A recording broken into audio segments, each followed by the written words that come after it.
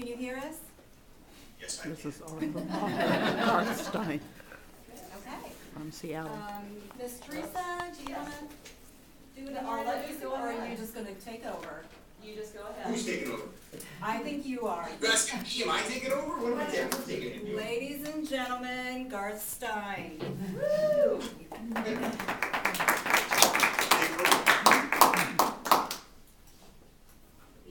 Let me adjust my camera here. How y'all doing? Great. Great. You're not a very enthusiastic group. How y'all doing? Great! Okay. I get it. I know. We're all tired. Oh, thanks. Got a weird little kid here. My son's coming in.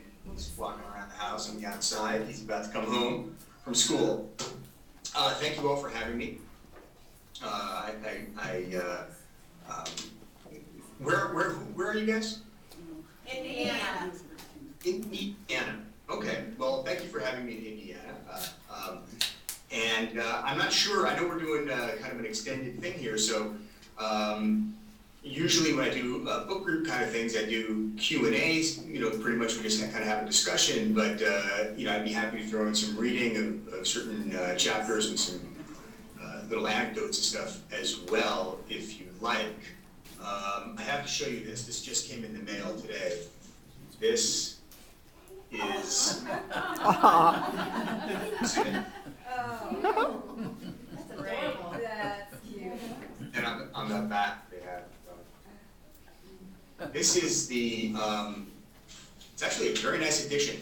The Costco in Canada wanted their own cover, and so they came up with this cover, which I think is really great. I love the dog with the cape, with the the ascot flying behind it.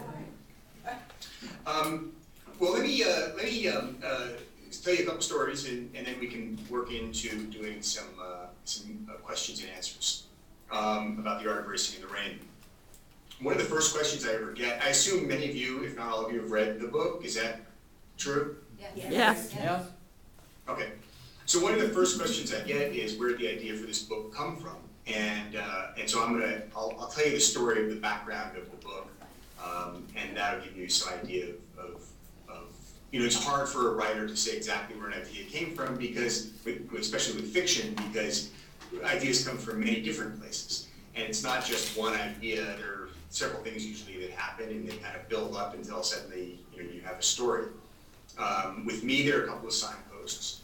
I grew up in Seattle, where I live now, and I lived in New York for 18 years, sometime in the middle there. And when I was in New York, I used to make documentary films. And at some point, about 11 or 12 years ago, a film came across my desk. They were looking for a distributor and wondered if I could help them out. And it was a film that was made in Mongolia, and it was called State of Dogs. And it was about this belief that in Mongolia, among the nomadic people, they have a belief that the next incarnation for their dog will be as a person. And I thought, geez, that's a really great idea. I didn't know. It was a fascinating film. The film was really well made. I didn't get involved with it for a number of reasons, but I thought, wow, this is that idea. There's something in there. One day I'm going to have to do something with that. So I kind of tucked it away. Then 40 years ago, the poet Billy Collins was in Seattle doing a reading. And I don't know if any of you are familiar with his work. He's a really terrific poet. And he was reading a poem of his called The Revenant, which means words from the dead. So he was reading a poem that was told from the point of view of a dog who's recently been euthanized. So it's being narrated from doggy heaven. And I was in this big auditorium, there were a lot of people there, and he read this poem. And the first line of the poem was this: I am the dog you put to sleep, as you like to call the needle of oblivion. Come back to tell you this simple thing: I never liked you.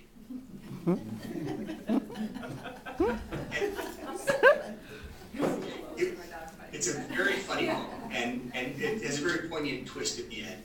But when I heard him read this, suddenly a light bulb went off over my head. I said, that's what I can do. I can tell the story of a dog being reincarnated as a person, but I can only tell that story from the dog's point of view. In other words, the dog wants to become a person. That suddenly gives me a character that wants something.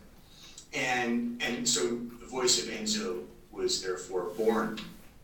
So this was in the summer of 2006, and I was doing a lot of touring for my last book, How Evan Broke His Head and Other Secrets. And I was down in Oregon doing some book tours. And I started writing this voice of Enzo. And it was kind of magical. You know, I opened up my laptop computer in a motel room, and the first line came to me: "Gestures are all that I have. Sometimes they must be grand in nature." And I was off. So I wrote and I wrote and I wrote. And 4 months later, I sent it off. I finished the manuscript. I finished the draft, and I sent it off to my agent in New York. And I waited patiently for him to call.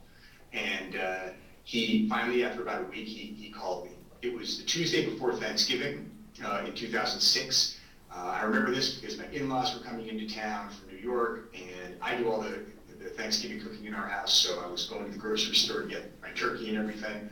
And I was walking, just about to enter the grocery store, my cell phone rang, and it was my agent. And I said, "What'd you think?" And he said to me, "It's narrated by a dog." And I said, "Yes, it is. It's narrated by a dog. But what'd you think of the book?" And he said, "I can't sell a book narrated by a dog. No one will buy a book narrated by a dog. No one will read a book narrated by a dog. It's not even narrated by a dog." He said, "It's narrated by an author pretending to be a dog." Yeah, right. To which I said, "Victor Hugo was not a hunchback." Good response. That didn't seem to stop him. And so I don't think he got that joke, or he didn't hear me or something, because he kept talking, and he kept on saying, telling me about the state of the economy and the state of the business, and no one was buying fiction anymore, and this was a big disaster, and I should have told him what I was working on a year earlier, and he would have stopped me then. And this is, I was destroying my career, and worse, I was taking him down with me. And he said, "Do me a favor," he said, "take this book and just throw it away, and go write me something I can sell." And then he stopped, he paused, and I didn't answer right away. He thought because I was very upset. In fact, I was scribbling down notes about what he was saying on the back of an envelope I had pulled from my bag while I was sitting on the bench outside the grocery store, because I've learned after 17 years of marriage that it's really important to take notes in a conversation like this, so I don't forget any details. I think you know what I'm saying. It's after the fact I say, "Oh, I just remembered another thing he said." Now, see, I get in big trouble for that. So I was scribbling things down. He said, "Well, you must be devastated." And I said, No, I'm catching up." And he said, "Oh, no, of course you're not devastated because you're a pro." And I said, "No, actually, I'm not devastated because I totally disagree with everything you're saying. I said, I really believe there's a market for this book, and I think people will like the story, people will like the character." And then I said the first 2 words that popped into my head. I said, "You're fired."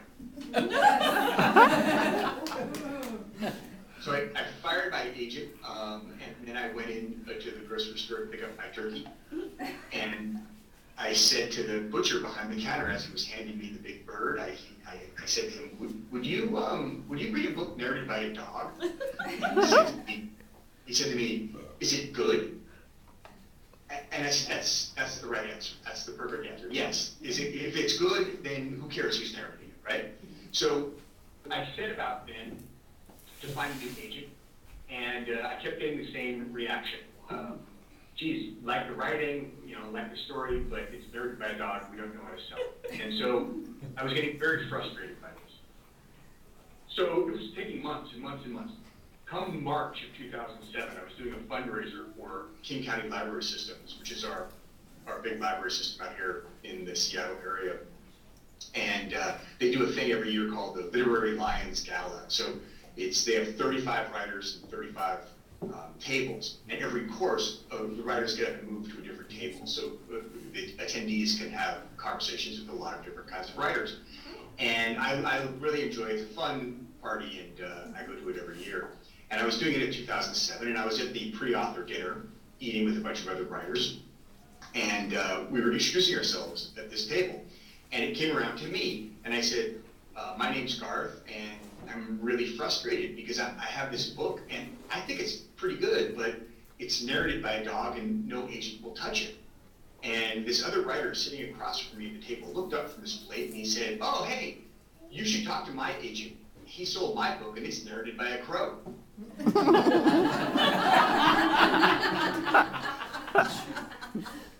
He said, I don't see why you couldn't sell a book narrated by a dog. And it's true. This guy, his name is Lane Mayhew. He wrote a book called Song of the Crow.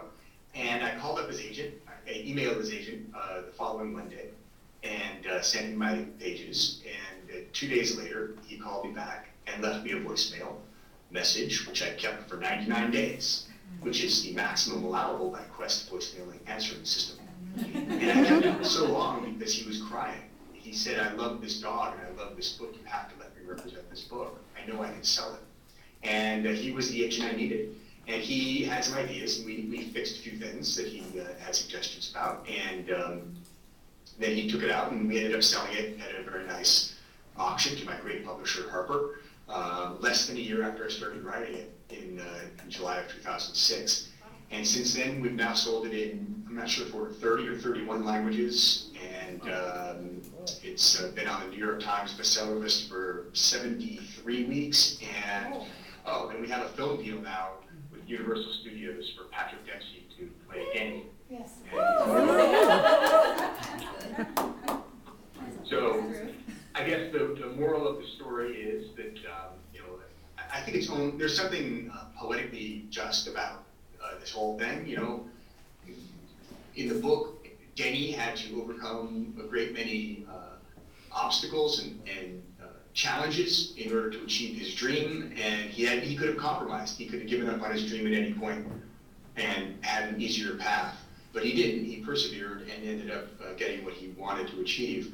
And so I suppose it would have been easier for me to just put my book away when my first agent said, I can't do this. I could have thrown it away and gone and written something else, but I guess I really believed in the voice of Enzo, and so I always try to tell writers when I teach writing workshops and stuff, you're the one who puts your name on it. You have to trust yourself, and you have to trust your gut, and if you really believe in it, then you have to stick with it. But if someone can convince you to put it away, then you probably don't believe it strongly enough, so maybe that's time to put it aside. But anyway, that's how the book got written. And